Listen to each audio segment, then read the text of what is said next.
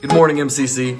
Yesterday, we actually started diving into our story and how powerful our story can be, especially if our story is actually told in a way that we make Jesus the main character, right?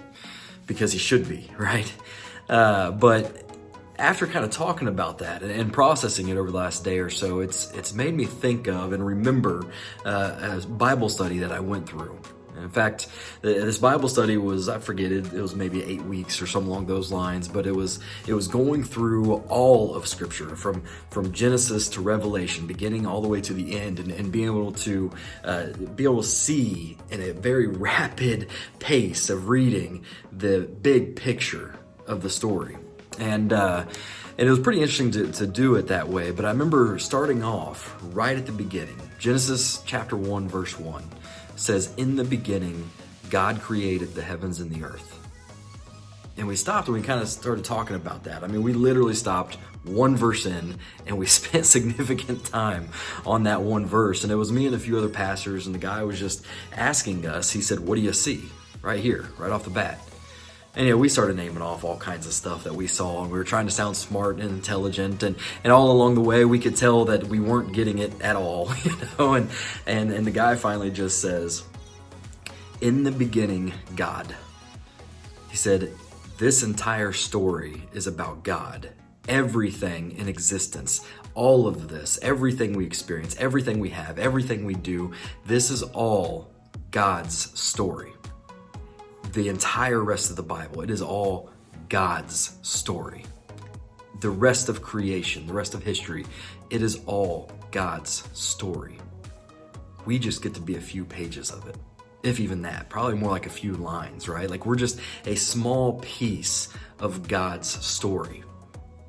So the idea was kind of, what is our maybe page, or what is our few lines? What is it really going to tell? Is it going to be a story that we are somebody who chose to follow after him and to obey him and to impact the lives of others around us, that we got to bring others into the relationship like what we have with Jesus? Or is it going to be destructive? Is it going to be detrimental to ourselves and to others?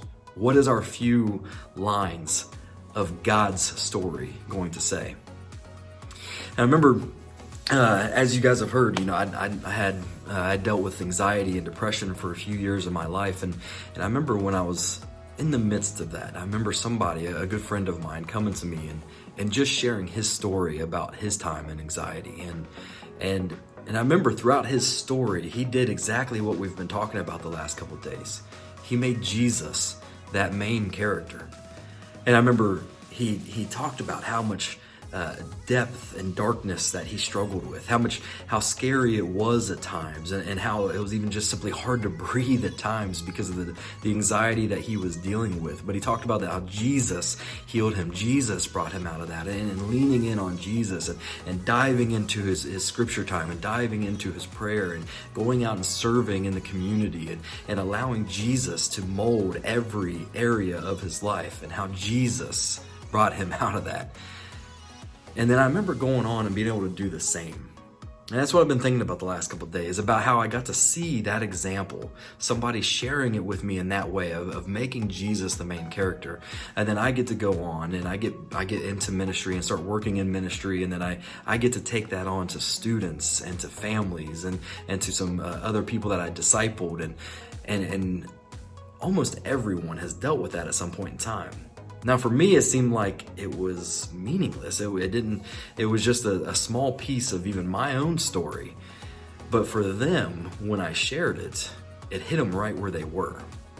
Some of them, and most of them, I didn't even know that's where they were. I didn't know they were struggling with anxiety. I didn't know that they had been depressed for a while, and that they felt like they were surrounded in darkness, and that they needed something to spark them and bring light into their lives. And in one situation in particular, remember, I shared it with a group of students, and a student came up to me afterward just in tears.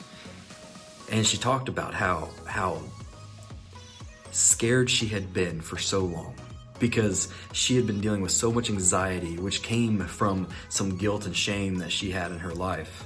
And I remember I was able to partner her with another lady in our ministry, and how just being willing to make Jesus the main story, how it changed somebody else's life. And so I'd encourage you all, the way that we can live on mission right now is a continuation from yesterday. Is that go back, and I would encourage you, read all of the creation story in Genesis chapter 1. Read the whole thing. But then focused in on, in the beginning, God.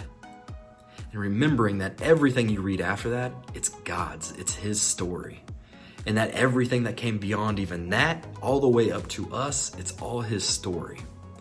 How can I utilize my experiences in my life to create a few lines in that story that bring others to Him?